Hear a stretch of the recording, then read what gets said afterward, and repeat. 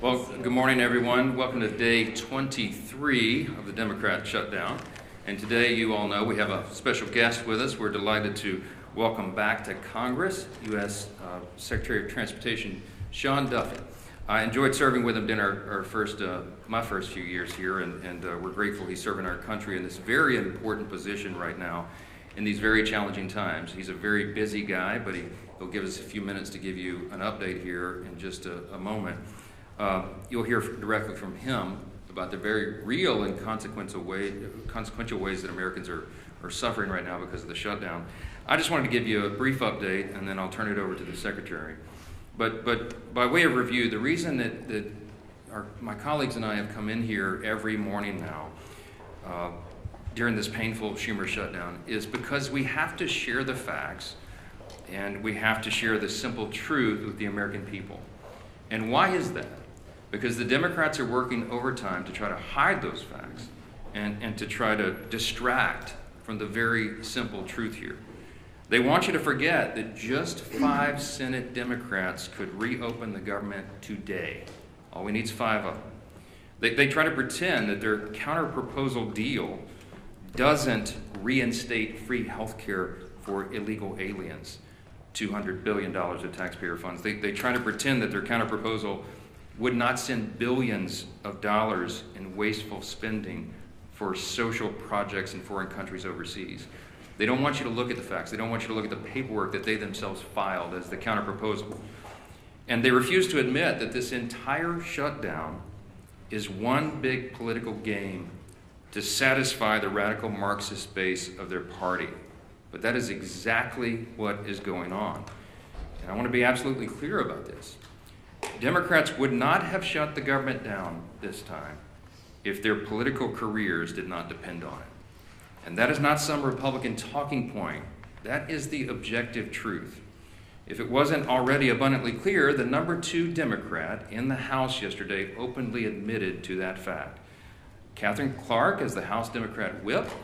She works right under Hakeem Jeffries as the number 1 Democrat, and she was in an interview and she said to one of your colleagues sitting here on the front row, quote, "Of course there will be families that are going to suffer, but this is one of the few leverage times we have," unquote.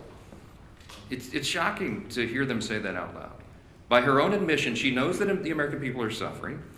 Democrats know that millions of federal workers are desperate for their paychecks. They know that thousands of flights have been delayed. They know that SNAP benefits and nutrition assistance for women, infants, and children are in jeopardy for millions of American families. And yet, they don't seem to care. But you know what? Take heart, America. Take heart, because all your suffering is for a good cause. It's for the Democrats' political leverage. That's what the number 2 Democrat said here yesterday. It is utterly shameful. The obvious truth is that only a Democrat could get away with saying such abhorrent things without the media batting its eye. I guarantee you, if the tables were turned, if the Republicans were the ones holding the country hostage and openly admitting to it, it would be absolutely explosive. It would be wall-to-wall coverage, and everybody in this room knows that. Every single mainstream media outlet, every newspaper in America, every single day would have that on the top fold as the big headline. But of course, that's not what's happening right now. Coverage of all this has been sporadic and almost every time spun to try to somehow favor the Democrats who have put us in this mess.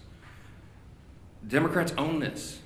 They've said so themselves, and you just have to listen to their own words. Don't listen to us. Chuck Schumer himself said infamously, "Every day of the shutdown gets better for us," meaning the Democrats. And then you had the Democrat whip here say yesterday, openly admitted, they're holding the country hostage for their political leverage. They're perfectly fine with that. They're perfectly okay with real pain being felt by real Americans as long as it helps their political agenda as they see it, as long as they can force $1.5 trillion new dollars in spending on America and get illegal aliens back on health care funded by U.S. citizens. That's their counterproposal. And largely, so many in the media are turning a blind eye to that. Well, as I said earlier, we've stood up here every day and talked to you about some of the terribly harmful effects that the Democrat shutdown is causing on Americans. We've talked about troops at risk of missing their next paycheck. The nutrition assistance for women, infants, and children is under threat. Now, SNAP benefits will not be sent to those who truly need it. But there's another very important group of federal employees that we want to highlight today because they also aren't getting paid, and the consequences are being felt around the country. Air traffic controllers, some people call the policemen of our skies, they have been showing up at work without pay. And news reports have suggested that these men and women are seeking outside employment just to keep their families afloat.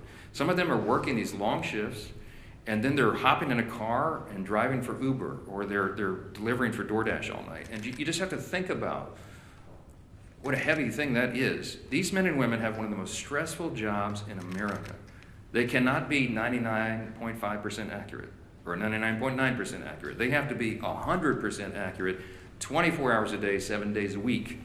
And now they're being forced to work longer hours, take on multiple jobs, and maintain the same level of excellence, again, all while Democrats hold their paychecks hostage.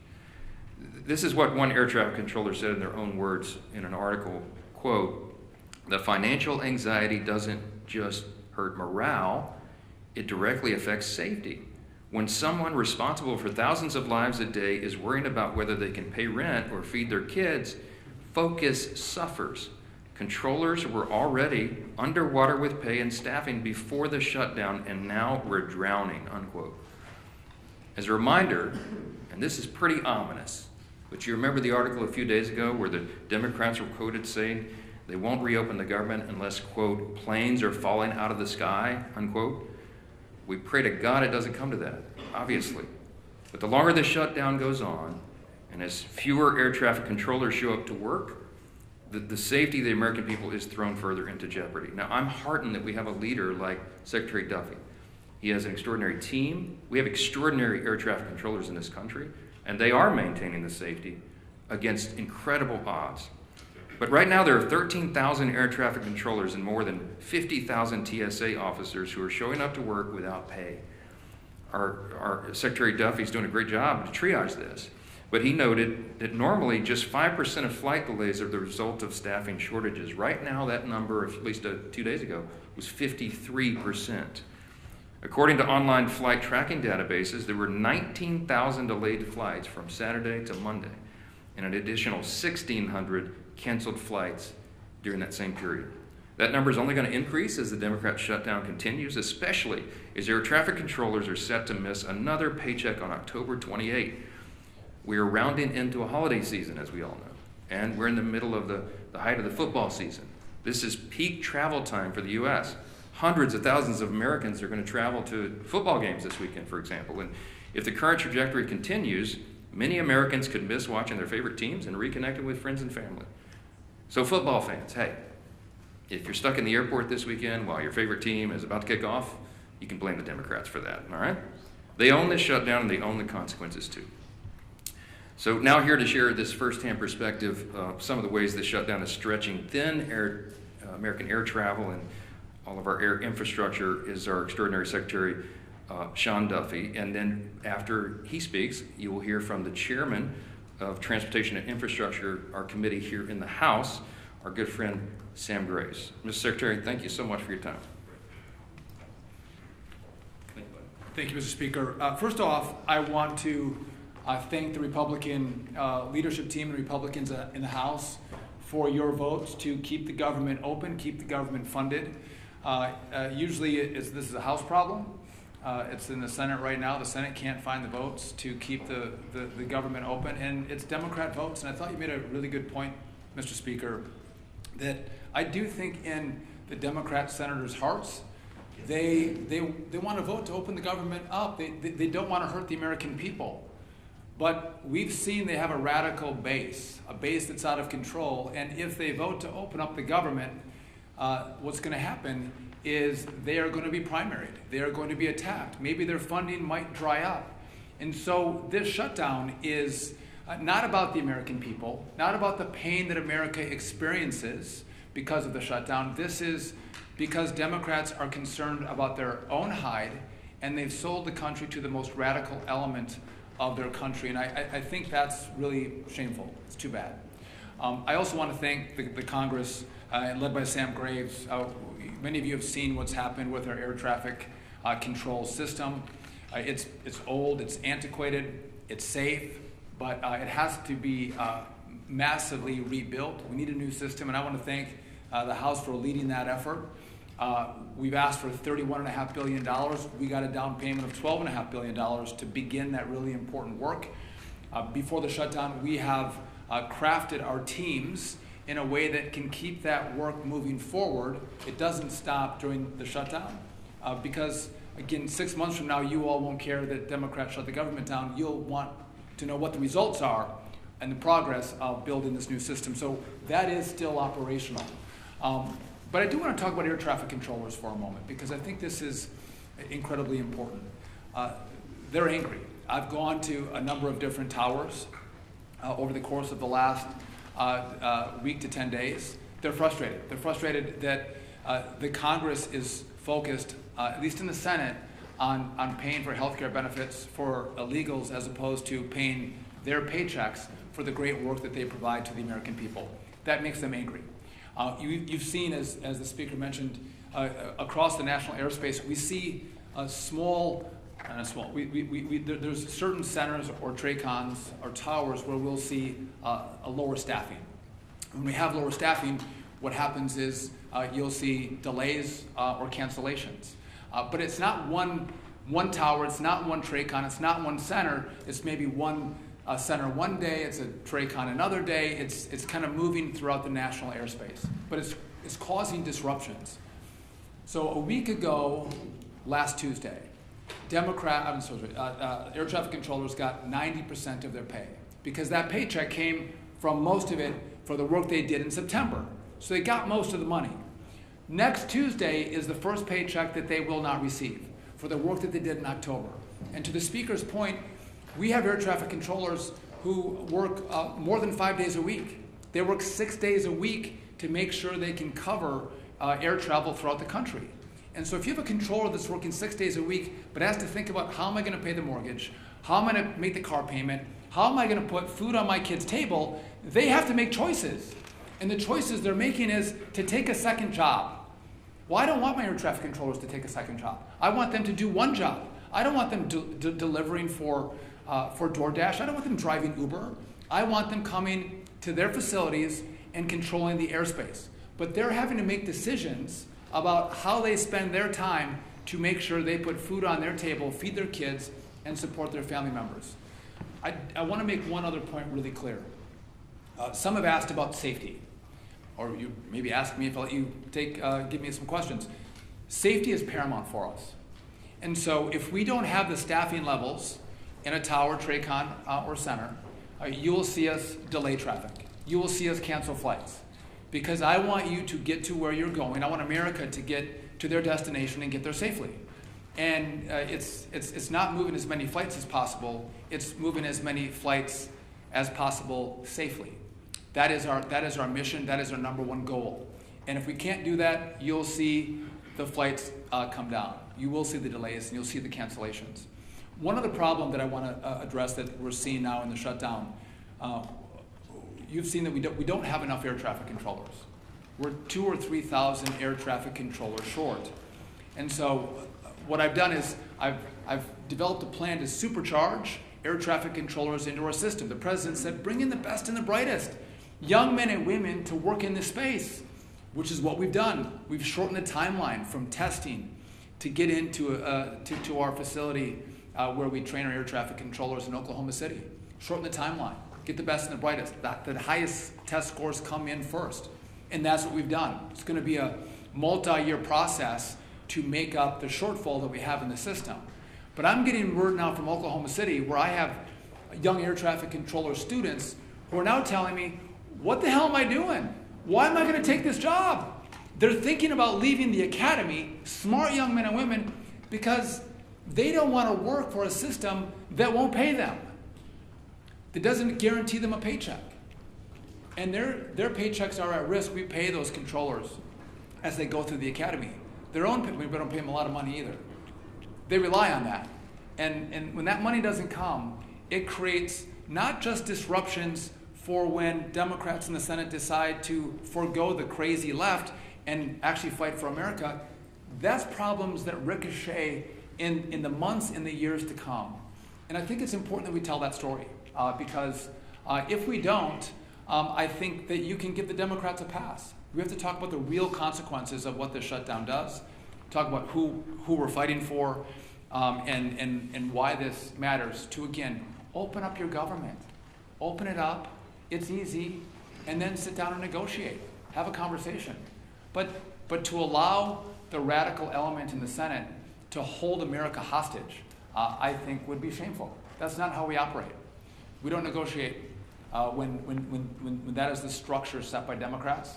So I'm all in favor of making sure this funding comes. Let's open it up. Let's have a great conversation. Let's figure out where we go forward. And I think that would be the most common sense approach. But I'll just tell you this. I want to reiterate, we are all about safety. And we will make sure we work every day on that part of our job. But again, I can't guarantee you that your flight's going to be on time. I can't guarantee you that your flight's not going to be canceled. It's going to depend on our air traffic controllers coming in to work every single day.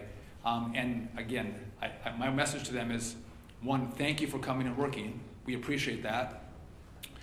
come to work, even if you don't get a paycheck. We need you to come to work. But if they do not, we'll know whose fault it is. And I just want to say, as I introduce Sam Graves, Sam has been a champion in the airspace. The industry loves him. No one has done more to drive this reform of how we build a brand new air traffic control system, thinking it through, driving it through the Congress, making the sales pitch than Sam Graves. And I couldn't be more grateful for his friendship and partnership. And so I think Sam is going to go right now. And I appreciate the leadership team here as well. Even guys from Minnesota are okay too. So thank you. Thanks, Mr. Secretary. As Chairman of the Transportation Committee, I do want to point out what has already been pointed out, and that is our skies are safe. They are very safe for folks to travel and for folks to be able to get to where they need to go. And I do want to commend our air traffic controllers straight up, because, and this just goes to show you just how steadfast they are. They're showing up for work, they're doing the job, and they're making sure that that our skies stay safe. I've got a number of good friends who are air traffic controllers, and they have expressed extreme frustration because of this situation. They're worried about getting paid. They're worried about, as was pointed out, meeting that mortgage and being able to make the car payment or whatever the payment is that they have to do, or take care of their family. Something as simple as that. I do want to commend the Secretary and the President for filling all of the open seats at the Academy in Oklahoma City. They hit their quota of 2,000 new air traffic control students that are learning, and I want to commend them on increasing the pay for students going to the Academy. It's needed, and it's also needed to be able to attract the best and the brightest that are out there. As the Speaker pointed out, this is political gamesmanship on Senator Schumer's part, and it's unfortunate that he's weaponizing the air traffic controllers and he's weaponizing families as we go into the holiday season when it comes to those delays that will ultimately probably happen and the cancellations that are probably going to happen. And as the Secretary pointed out, we need to remember who it is that is causing this and why they are causing this. This is political games. All we need to do is pass the clean CR so we can move forward and then talk about these things that need to be talked about. So, thank you. Mr. Leader. Thank you, Sam. I appreciate the job that our Chairman of the Transportation Committee is doing. Really appreciate the job that our Secretary of Transportation, Secretary Duffy, has been doing, and especially want to thank those air traffic controllers who are showing up to work. Work that even in normal times is an incredibly stressful job. You know, as you can imagine, at any airport in America, but especially the busy ones, you might have dozens of flights coming in and out every single hour.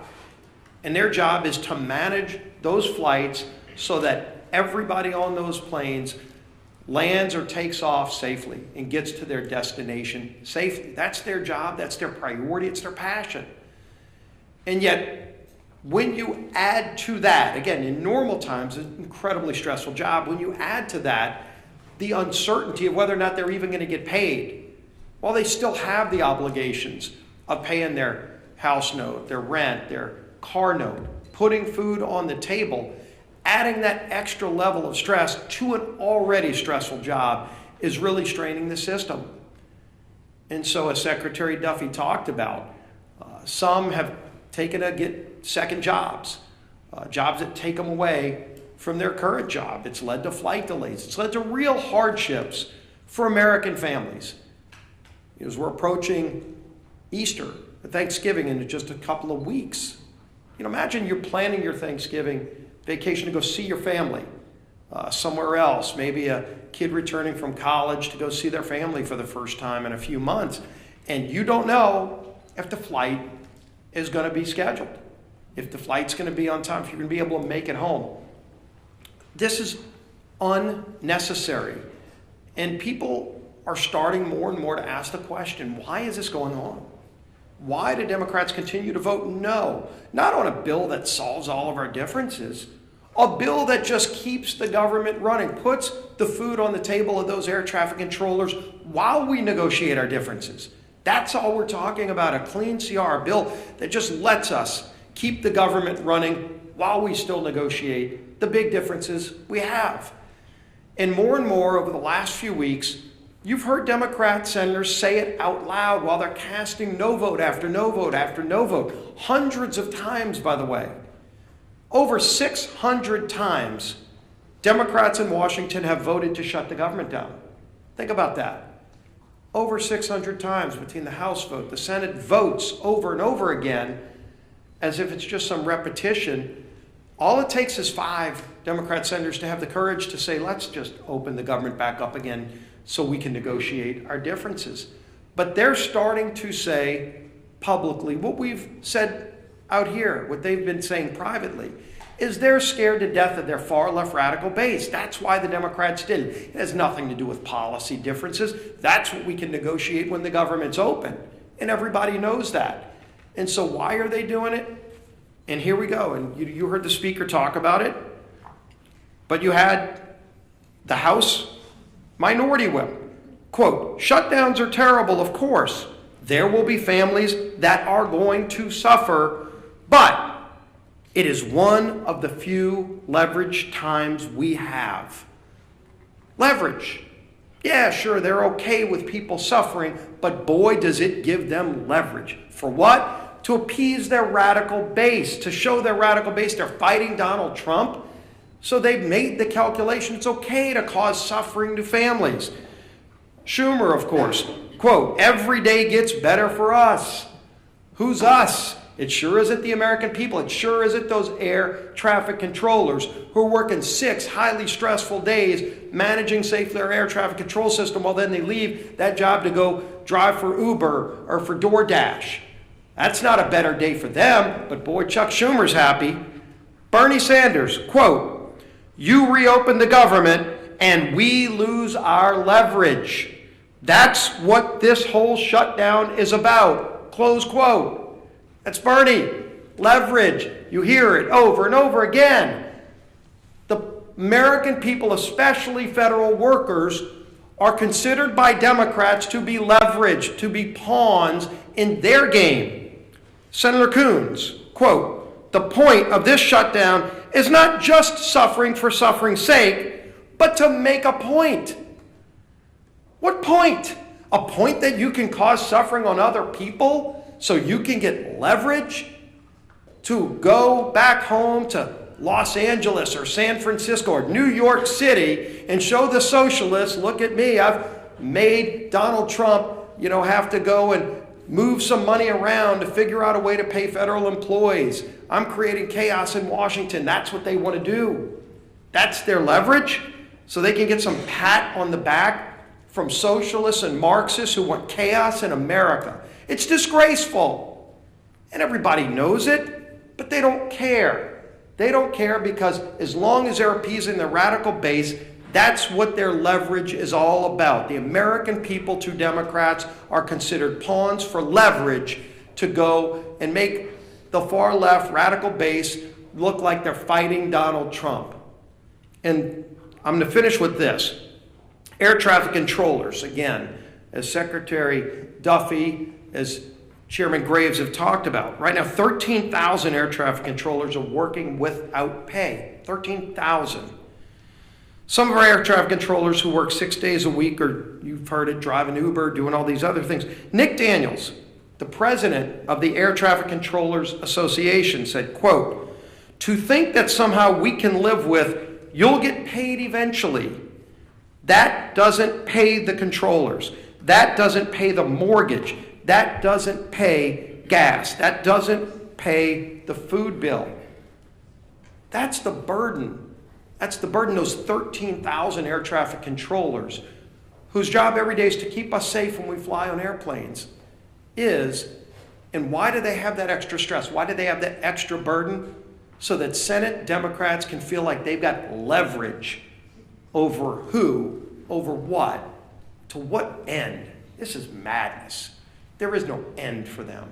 They just think this is some kind of game and the American people are pawns in that game. It's got to end. Our whip. Tom Emmer.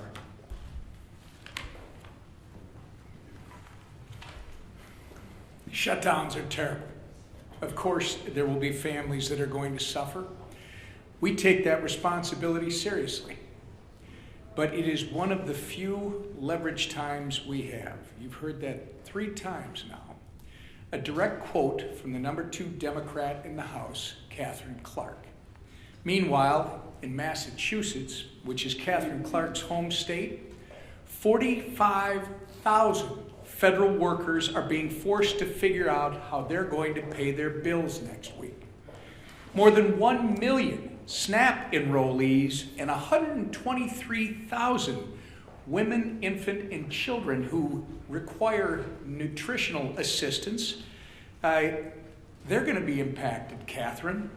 Telehealth services and a home hospital program have been put on pause. Tens of thousands of travelers who come through Massachusetts airports are at risk of experiencing flight cancellations and delays, as you heard from the secretary this morning. Obviously, we can go on and on about the ways people in Whip Clark's home state and across the country are being forced to suffer because the Democrats refuse to reopen the government. But they don't care, because to them, suffering is leverage. To them, this is one big political game. It doesn't matter that millions of Americans are hurting because, as Chuck Schumer says, every day gets better for us. What a disgusting, despicable mentality to have. The truth of the matter is, Democrats could end their shutdown madness today if they would simply do their jobs. All they have to do is stop playing politics, pass our clean CR, and reopen the government for the people they were elected to serve. We're going to continue giving them opportunities to do the right and reasonable thing. The question is not whether they are able. The question is whether they are willing. I hope they come to their senses soon. But until then, we're going to hold them to account, and we expect everyone in this room to do the same. Lisa McClain. Thank you, and thank you, Sam, for being here today, and thanks, Secretary Duffy, for being here as well to talk about the reality of the air traffic controllers and the American people. The American people deserve the truth. Republicans are out there serving the American people, while Democrats are using suffering of the American people as leverage. And let me say that again because I believe it is warranted. Republicans serve, Democrats use. And you don't have to take my word for it. I know you've heard it, but I need to say it again because I was on a news station this morning, and when they played Catherine Clark's comments, the question to me was, why are Republicans so upset about it? Why are Republicans upset about it? Everybody should be upset about it. I mean, this is what she said, the second highest ranking Democrat in Congress. This is what she said yesterday. Congresswoman Clark admitted, and I quote, "Of course there will be families that are going to suffer, but it's one of the few leverage times we have." Let that sink in for one moment. They are admitting, she is admitting, yes, American families are going to suffer, but we got to use you as leverage. Let that sink in. Does that not outrage anybody? I'll tell you who it does outrage, the American families that are actually suffering. So let me share this with you. And what I need you to ask them is, what are they suffering for? So what are the Democrats using the American people suffering for? What leverage are they using that for? Well, let me tell you. To push their $1.5 trillion in wasteful spending, to fund health care for illegals, the Democrats think it's right for the American people to suffer so that we can deliver Sesame Street to Iraq. Sesame Street in Iraq? Democrats, Catherine, she thinks that's all right to have the American people suffer for that. Someone connect those dots for me. I mean, seriously. I hope to God you are asking her why. Because the questions that I get is, why do you think that's bad? Are you kidding me? I mean, we have lost our minds. They've lost their minds. It's disgusting and it's insulting, right? They want to bankroll LGBTQ propaganda in South America on the backs of Americans suffering. Again, let that one sink in. And you know what? That does make me angry. It does make me angry. And it should make all of you angry too. Democrats are squeezing working families just to bankroll their pet projects. Good job of leveraging suffering on the American family. Meanwhile, Republicans are doing what we always do. We're rolling up our sleeves and we're doing the work. Let me give you some examples. Congressman Zach Nunn met with rural health care providers and first responders. Right? Remember, the Democrats are the ones that want to repeal that $50 billion for rural health care. Right? They talk out of both sides of their mouth. So concerned about health care, but let's repeal the $50 billion back. Okay. Congressman Bilirakis met with troops working without pay and veterans struggling to access services. Dozens of Republicans are back home cleaning up parks, volunteering at food banks, and helping struggling families. The contrast couldn't be more clear. Democrats see suffering as leverage. Republicans see it as a call to serve. So here's my message to Democrats. Stop holding the American people hostage. Stop being okay with Americans' families suffering. Stop playing games. Open up the government. Get back to work. And get back to work to serving the people who actually elected you to do your job. Thank you. All right, a few questions? Manu, go ahead. You said yesterday you were still trying to get the details of this $230 million the president has asked for the Justice Department to pay for his legal bills. Now that you've had some time perhaps to get the details, are you okay with taxpayers potentially being on the hook for that kind of money? I'm not trying to dodge the question. I haven't had time to get the details, okay? That's still on my things to do list. Yesterday was almost literally a 21-hour workday. Yes, sir, back row. There's legislation in the Senate to pay air traffic controllers during the shutdown. If that does pass in the Senate, would you bring the House back to vote on that? And then, absent congressional action, would you work with the White House to find a way to pay air traffic controllers during the shutdown? And where would you pull that money from? Well, let me answer the questions in reverse order. We did work with the White House to get air traffic controllers paid. It's called the Clean CR. We passed it in the House September 19th. By my count, it's 33 days ago. It's been Sean Duffy just said that air traffic controllers are going to miss a paycheck. Yes. They're trying to find, the White House has bent over backwards to mitigate the harms to the American people. We got WIC funded by bootstrapping a 1930s era statute regarding tariff revenue. He found unobligated funds in the R&D accounts at DOD to get the troops paid in the middle of October. But we're running out of resources. They're running out of creative ideas, and there is not an existing pot of money that could cover the air traffic controllers' salaries right now. And so that is why we have to get the government reopened. Again, every Republican has voted repeatedly to do that very thing, to pay everyone and make all this madness stop. And the Democrats have now voted 13 times to keep the government closed. With regard to your first question, there will be a measure on the Senate floor today that Leader Thune and the Republicans are desperately trying to make sure that all these people are covered. They want all essential workers in all these categories to actually get their paycheck, even if the Democrats keep the government shut down. We are told that the Democrats have vowed to vote no on that measure. So they will not vote today. That's what we understand to be the case. They will vote against restoring paychecks to troops, Border Patrol agents, air traffic controllers, TSA agents, and all the rest. And it's unconscionable to us, but again, it's another step in their political game as they're using all of these people, hardworking Americans and their families, as leverage for their political purposes to cover their own tails with the radical left. Chad. If it's so important to pay the air traffic controllers, you said you want to see what happens. Why wouldn't you commit right now and say, we're going to have the House back in session, we're going to vote? Because you know as well as I do, sometimes when one body moves something, it gives emphasis to the other body. Well, no, I don't know that. We just demonstrated it's not true, Chad. We passed the CR to get everybody paid. If I brought everybody back right now and we voted on a measure to do this, to pay essential workers, it would be spiked in the Senate. They're going to show you this afternoon that they would spike that bill. So it would be a waste of our time, and it would take the pressure off Chuck Schumer to get his job done and open the government again. This is what's so infuriating to us. Yes, sir. You said yesterday that this needs to be assessed on a day-by-day basis.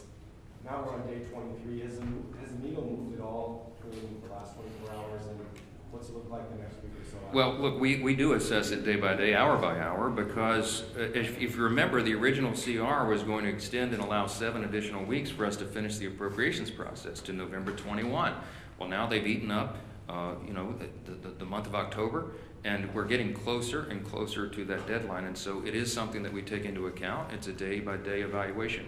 I will tell you that appropriators are working right now, even though we're not on the House floor, and they're preparing the next batch of bills, and there's discussions going on at the leadership level and among appropriators across chambers and across the aisle, because they're serious people that understand we have to do serious work, and so we continue to evaluate it. But our plea today is to the Democrats: please, 5 centrists in the Senate, do the right thing.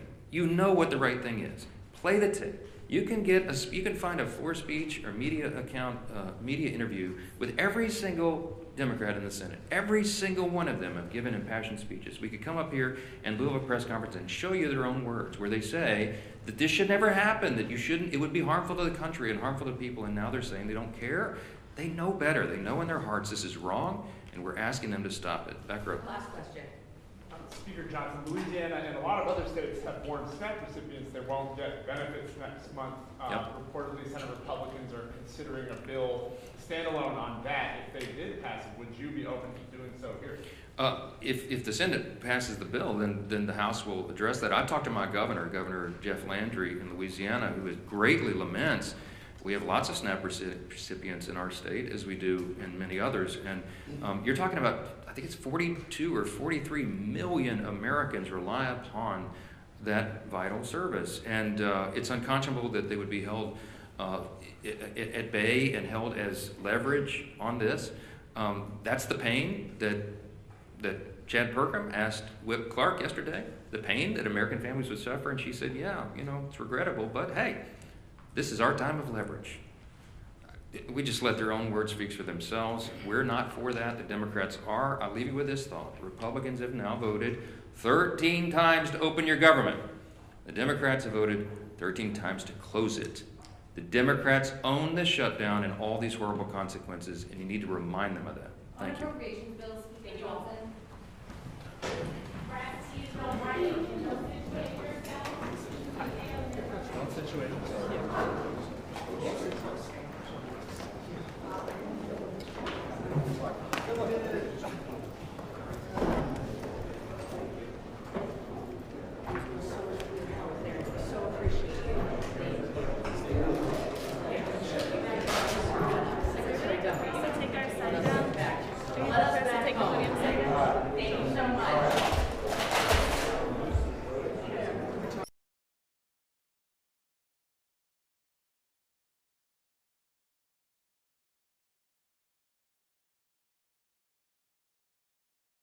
Close those gaps before they could widen further.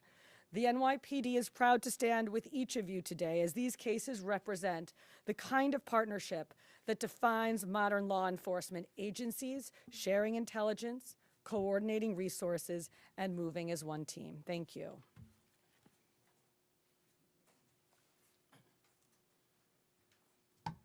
If anyone has any questions that they'd like to ask, now is the time.